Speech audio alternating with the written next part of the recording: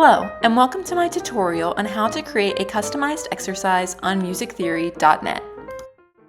Once we're on musictheory.net, we're going to go to Exercises, and we're going to scroll all the way down to the bottom to where you see Exercise Customizer, and we're going to click on that.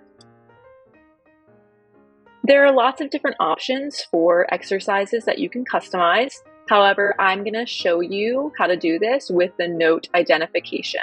So I'm going to click on note identification, and you can see that there are lots of different settings for you to adjust based on your students' needs. So I'm going to start by changing my clef from the treble clef to the grand staff because I want my students to practice identifying notes on both bass and treble clef.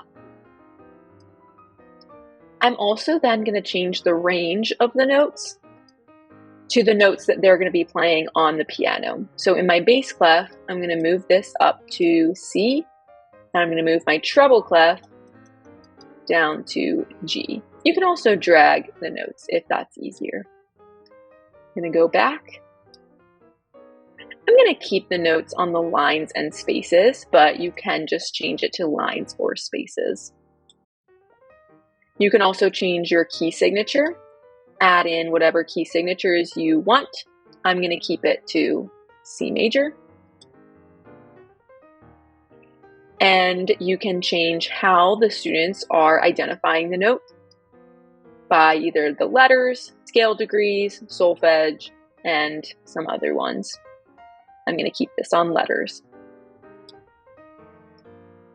Helpers, you can turn on or off.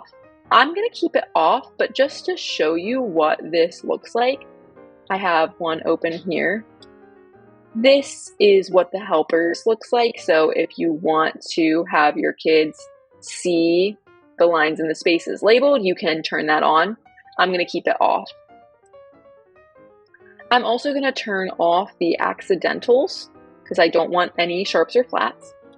But I am going to turn on note filter, and this is one of the most helpful settings because I can adjust it to only the notes that I want my students to practice. So my students are only practicing C, D, E, F, and G. I'm going to click all of the ones that I don't want, turn those off. So now I only have C, D, E, F, G. For the next question, you can choose if you want it to go to the next question immediately, wait, after audio, or after animation. I'm going to change it to immediately so that we're not hearing any audio. And the last thing that you can do is you can turn on challenge mode. So you can either set a time limit for how long you want the students to practice for, or you can set a question limit for how many questions they need to get through, up to 100. I'm going to turn on the time limit to 1 minute. You can also decide if you want the students to have multiple attempts or just one attempt. I'm going to turn on multiple attempts because I want the students to continue trying until they get it right.